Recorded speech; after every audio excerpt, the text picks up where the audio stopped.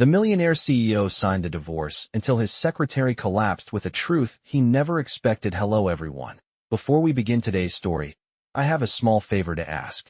Please hit subscribe and turn on the notification bell so you never miss our channel's new videos. It's quick, free, and the best way to support us in bringing you more dramatic stories. Your support means the world to us. Where are you watching from? Drop your city or country in the comments below. Thank you very much. Now, let's return to our main character. Ethan Cole has always believed that clarity comes from clean lines and decisive signatures, from contracts that leave no room for doubt and boardrooms where emotions are kept outside the glass walls. And this morning is no different as sunlight stretches across the polished conference table on the 42nd floor. Catching the edge of a silver pen he has held 1,000 times before, the kind of pen that turns hesitation into ink. Because today he is finalizing a divorce that, to him, has already ended in his mind. A conclusion drawn from months of silence, carefully curated evidence, and a belief that truth is something you can file and move on from. Across the table sits his legal counsel, composed and efficient, while at the far end stands Claire Morgan, his executive secretary, posture straight, tablet held close, eyes lowered just enough to remain professional. The steady presence who has scheduled every meeting, filtered every call, and absorbed every late night without complaint. And if anyone notices the faint tremor in her fingers, it disappears as quickly as it comes, hidden behind the practiced calm that has kept her indispensable and invisible all at once. The room hums with a muted air system.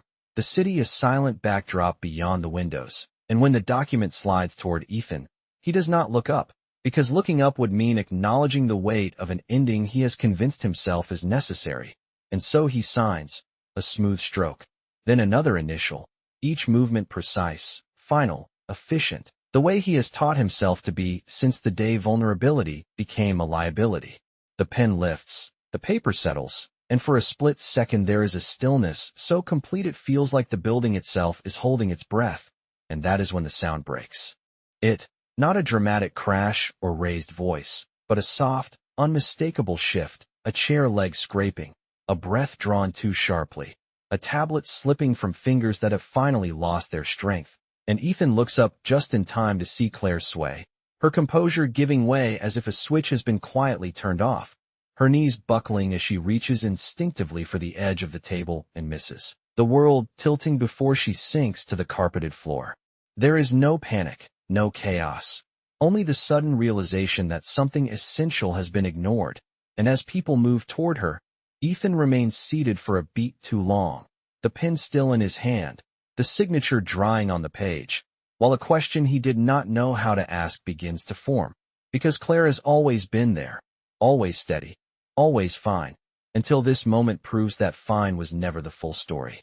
As she lies there, breathing shallow but present, her face pale against the neutral tones of the room, a memory flickers through Ethan's mind of missed cues, canceled appointments she brushed off, lunches she skipped with a tight smile, the way she insisted on handling everything so he would not have to, and for the first time, the certainty he prides himself on fractures, replaced by an unfamiliar awareness that the truth he thought he understood may have been carefully rearranged to protect him from seeing what mattered most.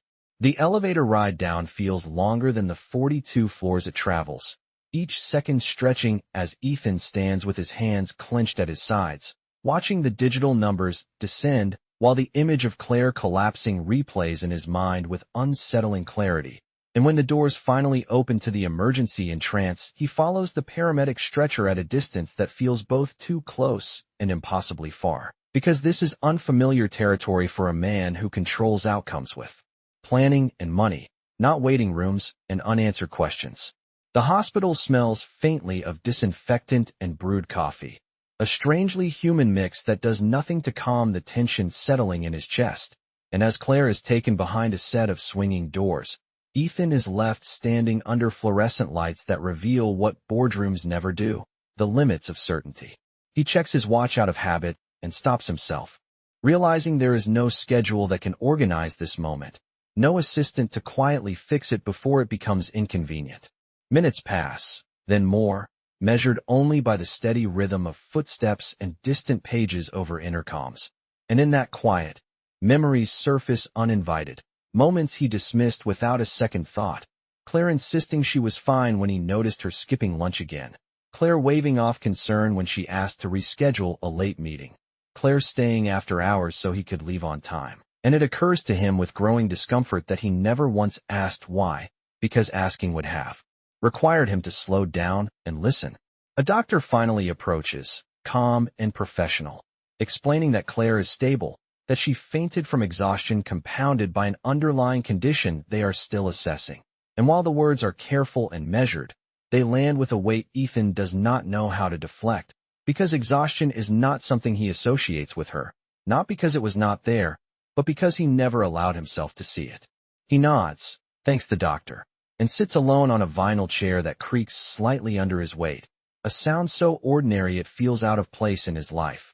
And as he waits, his thoughts drift back to the divorce papers now signed, and sitting somewhere upstairs, a clean conclusion he believed would simplify everything. Yet here he is, unsettled by the realization that the person who knew his life better than anyone else was collapsing silently while he focused on endings. Claire has always been the constant in his professional world, the one who remembered birthdays he forgot, who filtered crises before they reached him, who absorbed the pressure so he could remain composed. And he wonders when that quiet reliability became something he took for granted rather than protected. The stakes shift in his mind, no longer about reputation or control, but about the cost of his detachment, and for the first time, he considers that the story he has told himself about strength might be incomplete, because strength that ignores the people holding everything together is not strength at all. When he is finally allowed to see her, Claire lies still beneath crisp white sheets, monitors blinking softly, her face relaxed in sleep that looks earned rather than peaceful, and Ethan stands there, unsure where to place his hands, struck by how fragile she appears without the armor of professionalism, and a question forms that refuses to go away. What else did he miss while he was busy believing he understood everything? Morning light filters through the narrow hospital window, pale and unassuming, and Ethan notices it only because Claire stirs beneath the sheets, as if the day itself is gently asking permission to enter, her eyelids fluttering before opening with a quiet confusion that turns to recognition when she sees him standing there. And her first instinct is not relief but apology, a soft attempt to sit up, a whispered question about meetings he missed and documents she did not send, which makes something in his chest tighten because even now, even here, she is thinking about his world before her own body. He tells her to rest, that everything is handled, and the lie feels heavy because it is the first time he understands how often she must have said the same thing to him while meaning the opposite. A nurse checks her vitals with calm efficiency, asking routine questions, and when she steps out, Ethan notices a small paper bag on the bedside table, folded neatly as if it belongs there, and without thinking he reaches for it, stopping only when Claire's eyes flicker with a brief, unmistakable panic that disappears too quickly to be accidental.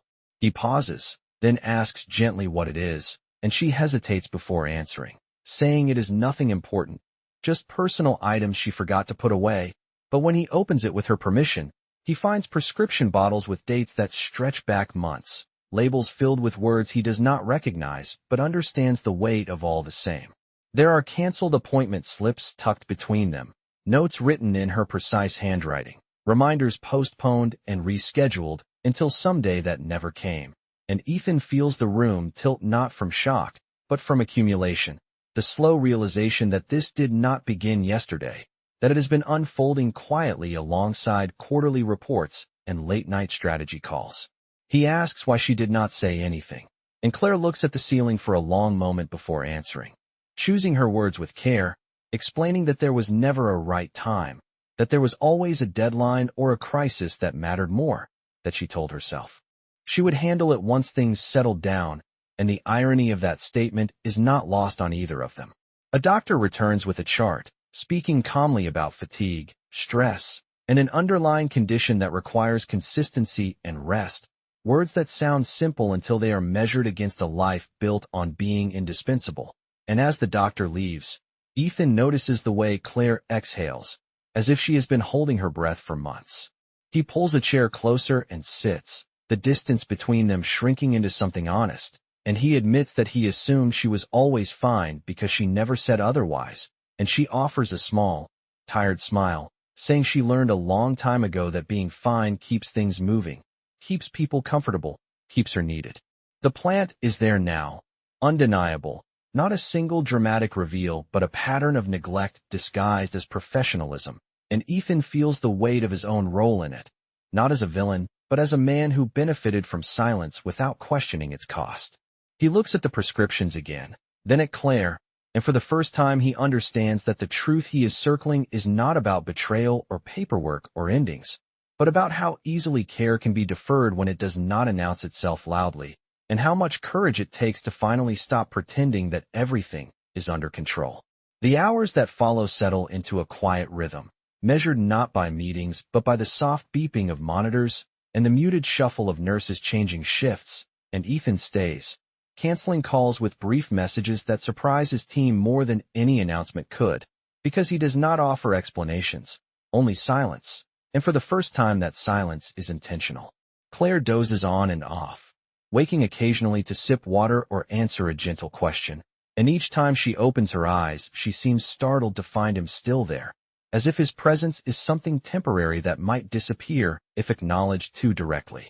When she finally speaks, her voice steady but careful, she tells him there is more he should know, not because she wants sympathy, but because she no longer has the energy to keep arranging the truth into something manageable, and Ethan listens, really listens, without interrupting or reframing her words into something easier to digest. She explains that the condition did not arrive suddenly, that it crept in quietly, first as fatigue she blamed on long hours, then as dizziness she ignored because there was always another task waiting, another problem that needed solving, and she admits that part of her believed it would pass if she just stayed useful long enough. The doctor returns later with test results, speaking calmly about the importance of rest and consistency, about warning signs that should not be dismissed, and while none of it is framed as dire, the implication is clear, that pushing forward without pause carries consequences no amount of discipline can erase. Ethan thanks the doctor and watches as Claire closes her eyes again, exhaustion pulling her back into sleep, and he sits there replaying every moment he mistook efficiency for resilience, every time he praised her reliability without asking what it cost her. He remembers the divorce paperwork, the certainty with which he signed it, convinced that removing complications would restore order, and now that certainty feels hollow, replaced by a growing understanding that he has been living in a carefully curated version of reality, one where problems only exist if they demand attention loudly enough. As afternoon light fades, he steps into the hallway to take a call he cannot avoid, his voice low and controlled as always, but when he hangs up, the corridor feels longer than before, and the idea of returning to the boardroom feels strangely distant, like a life he has already outgrown. When he comes back, Claire is awake, staring at the window, and she asks quietly if everything is all right at the office, and he almost laughs at the familiarity of the question, at how deeply ingrained her concern for his world has become. He tells her the office can wait, and the sincerity in his tone surprises them both, because it is not a gesture or a performance, but a simple acknowledgement of priority. She looks at him then, really looks at him, and for a moment the professional distance between them softens into something more human, something unguarded, and she confesses that she stayed silent because she believed it was her responsibility to make things easier for him, especially during the divorce, especially when he seemed so certain of what needed to be done. The words land with quiet force, not accusatory, just honest.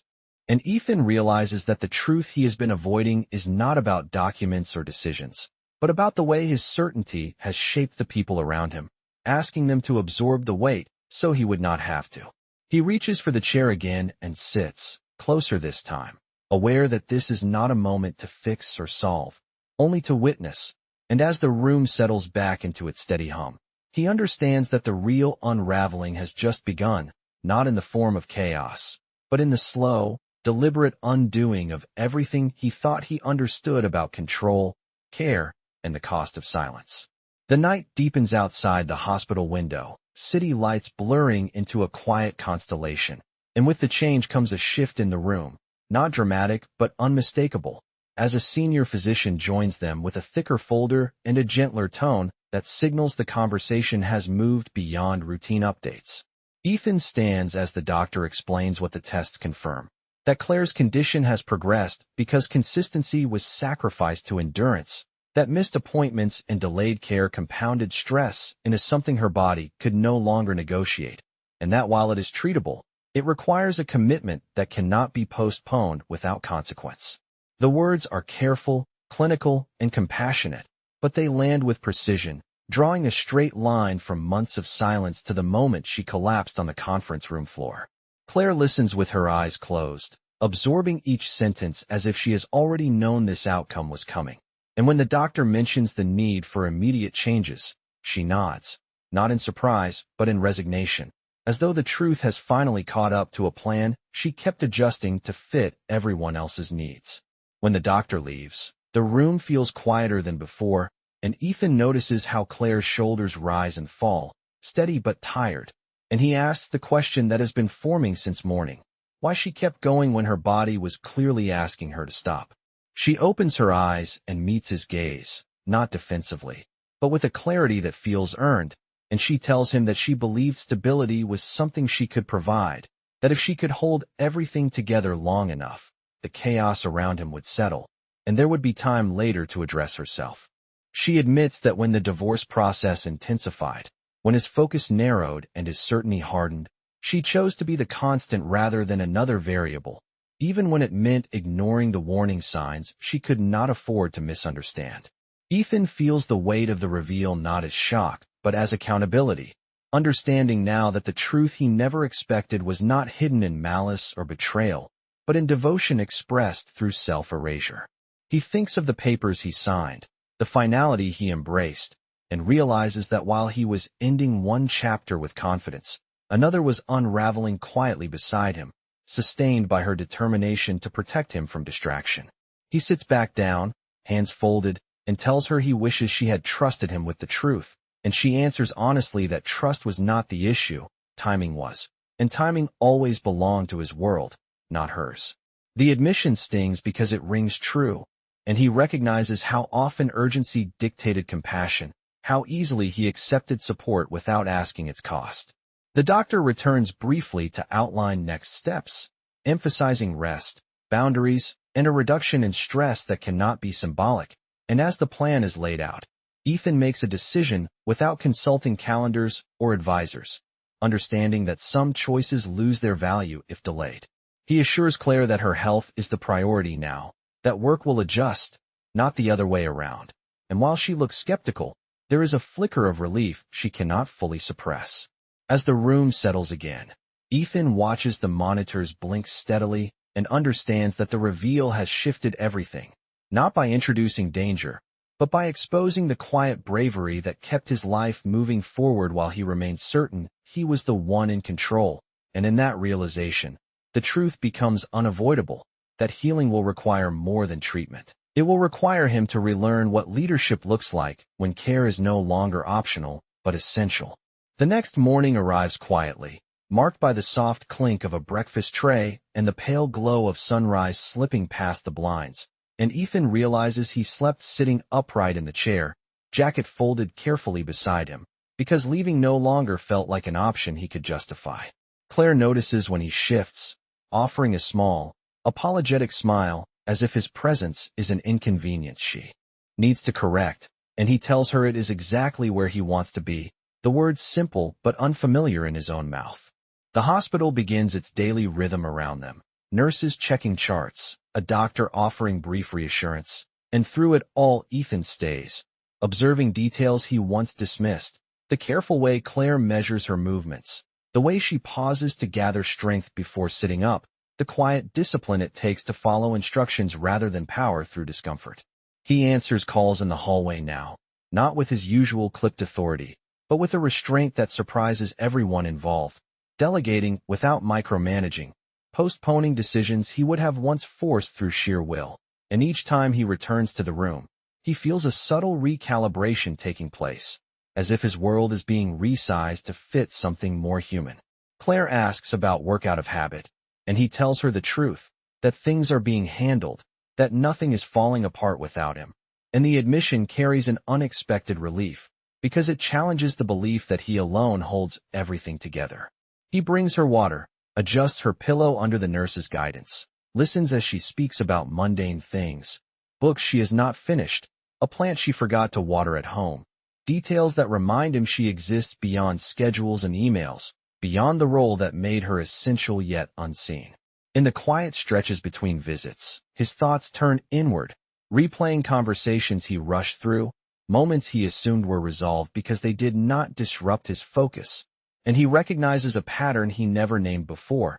That control felt safer than connection, because connection required patience he was never taught to value.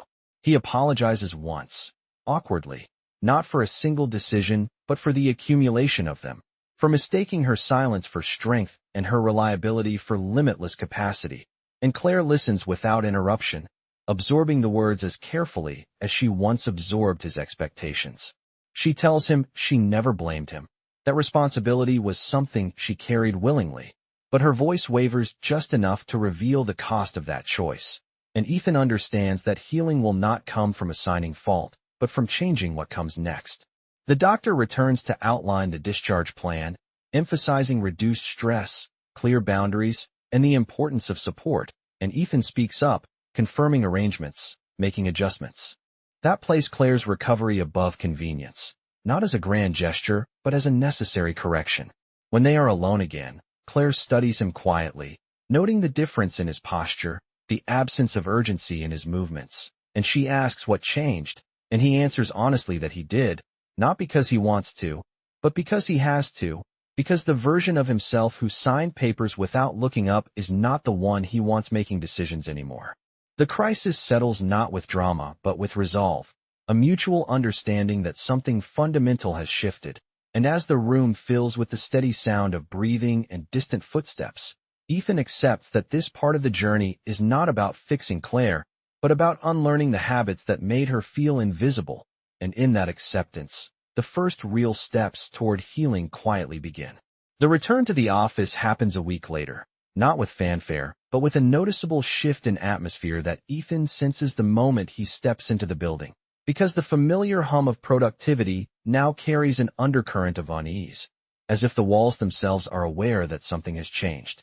He moves through the lobby without his usual urgency, acknowledging staff with brief nods, and when he reaches the executive floor, conversations soften, glances linger, and the unspoken question follows him into the boardroom. The divorce process that once seemed so straightforward now sits unfinished in his mind, tangled with assumptions he no longer trusts, and as he reviews emails and reports, patterns emerge that he had overlooked before, timelines that do not align, decisions influenced by voices that spoke the loudest rather than the truest. He calls in his legal counsel and requests a full review, not just of the paperwork, but of the circumstances that led him there, and the request alone signals a departure from his former certainty. As documents are laid out, inconsistencies surface quietly, messages forwarded without context, meetings summarized selectively, and Ethan recognizes how easily a narrative can be shaped when the person at the center never pauses to verify it. He asks pointed questions, not accusatory but precise, and with each answer, the foundation of his earlier conclusions weakens, revealing how convenience masqueraded as evidence. The realization does not arrive as anger but as clarity, and with it comes a responsibility he can no longer defer. He addresses the leadership team later that day, standing at the head of the table without notes, acknowledging missteps not as a performance but as a recalibration, explaining that assumptions were made, trust was misplaced, and that moving forward will require transparency rather than speed. The room listens, surprised not by his authority but by his restraint, and when the meeting ends, the silence that follows feels deliberate rather than tense. Back at the hospital, Claire listens as Ethan recounts the day, his voice steady but reflective, and when he admits that he allowed a partial truth to dictate permanent decisions, she does not interrupt or absolve him. She simply nods, understanding the cost of delayed awareness. He tells her that the divorce process is halted pending a full reassessment, not as a promise but as a correction, and she absorbs the information with cautious calm, aware that justice does not always arrive with certainty or speed. Ethan sits beside her, recognizing that this confrontation is not about assigning blame, but about restoring integrity to choices that were rushed, and for the first time, he sees leadership not as dominance, but as accountability. The doctor checks in briefly, satisfied with Claire's progress, reminding them both that stress management is part of recovery, and Ethan acknowledges this not as an obstacle, but as a directive. When they are alone again, Claire speaks softly, saying she never wanted to be the reason he questioned himself, and he answers that she is not the reason, but the reminder that her collapse forced him to stop outsourcing his discernment to efficiency. Outside, the city moves on, indifferent to personal reckonings, but inside the room, something steadies, a shared understanding that confronting the truth is rarely dramatic, often uncomfortable, and always necessary. And as Ethan looks at Claire, he understands that justice in this moment is not about winning or losing, but about choosing to see clearly, even when clarity demands humility, and in that choice, another layer of healing quietly takes shape. Claire is discharged 3 days later, not with celebration, but with careful instructions and a quiet resolve that settles between them as Ethan walks beside her out of the hospital. The late afternoon air warmer than either expected, carrying the muted sounds of traffic and ordinary life resuming its pace.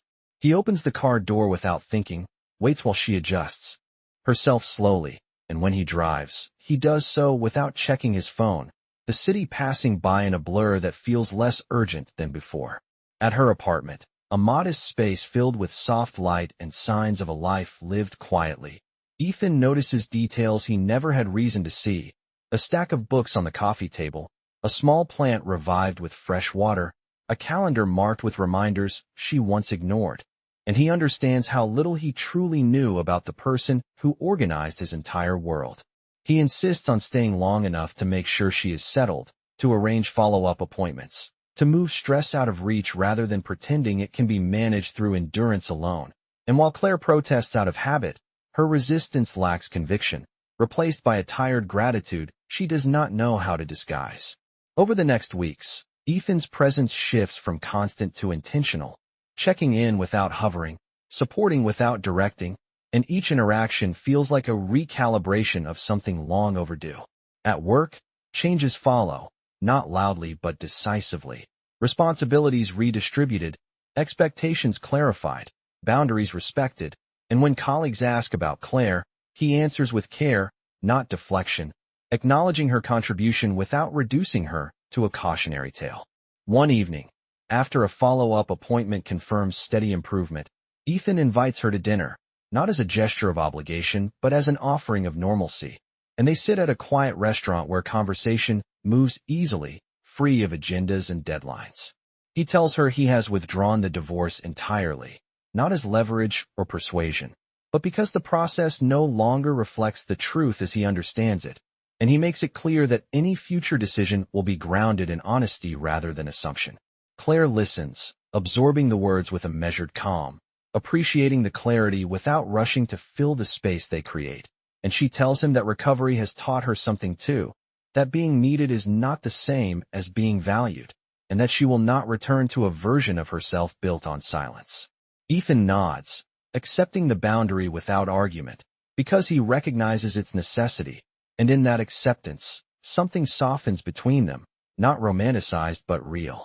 Weeks pass, marked by routine and restraint, by progress that feels sustainable rather than dramatic, and one afternoon, as they walk through a park near her apartment, leaves crunching underfoot, Ethan stops, not with a rehearsed speech or symbolic display, but with a simple admission that carries the weight of intention. He tells her he does not want to return to what was, that he wants to build something new, slower, honest, and mutual, and he asks if she is willing to explore that possibility, without pressure or promise beyond respect. Claire considers him for a long moment, reading the sincerity in his posture rather than his words, and she answers yes, not because she is healed completely, but because she believes healing is something they can choose together. They continue walking, side by side, the city moving around them, and while nothing is resolved in a single step, the direction is clear, marked not by grand declarations but by the steady alignment of action and care, and in that quiet forward motion, commitment takes shape, grounded not in certainty, but in the shared willingness to remain present. The months that follow do not rush past but unfold with intention, marked by ordinary milestones that feel quietly extraordinary because they are chosen rather than assumed, and Ethan finds himself measuring success less by outcomes and more by consistency, by showing up when there is nothing to prove. Claire continues her recovery with steady discipline, honoring appointments she once postponed, resting without guilt, and returning to work on her own terms, not as a silent pillar, but as a visible partner whose boundaries are respected rather than tested. When she steps back into the office, the atmosphere reflects the changes Ethan set in motion, expectations clearer, support systems reinforced, and a culture that values sustainability over sacrifice, and Claire moves through it with a confidence that no longer depends on invisibility. Their relationship grows in the spaces between routines, shared dinners, unhurried conversations, mornings that begin without alarms. And in these moments, Ethan learns the language of patience, understanding that trust is built not through declarations, but through repeated care. One evening, as they sit together on the balcony of his apartment overlooking the city, the lights below forming familiar patterns he once admired from a distance, Ethan speaks with a calm certainty that feels different from his past decisions, explaining that he has learned what it means to choose someone without controlling the outcome, to commit without demanding certainty in return. He does not kneel or perform a gesture designed to impress. He simply asks if she would consider building a future together that honors both ambition and well-being, and when he offers a ring, it is not presented as a symbol of status, but as a promise of presence. Claire takes her time, examining not the ring but the man offering it, recalling the silence that once separated them and the effort it took to replace it with honesty, and when she says yes, it is with a smile that reflects relief rather than surprise, because the journey has prepared them for this moment more than any rehearsal could have.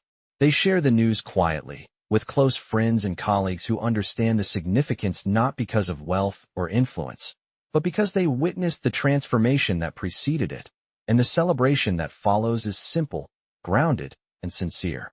On the day they marry, there is no spectacle, only intention, vows exchanged with clarity, acknowledging not perfection but commitment, not certainty but choice. And as they stand together, Ethan understands that the greatest success of his life did not come from a boardroom or a contract, but from learning when to put the pen down and listen. Claire, steady and radiant, meets his gaze with the confidence of someone who no longer disappears to keep peace, and together they embody the lesson that true partnership does not demand collapse to reveal truth, but thrives when care is practiced before crisis arrives. As they walk forward into a life shaped by this understanding, the city continues its rhythm around them, unaware of the quiet justice achieved, the healing earned, and the love chosen not in spite of hardship, but because it taught them what truly matters. And in that realization, their story finds its resolution, not as an ending, but as a beginning rooted in integrity, compassion, and the shared courage to live differently.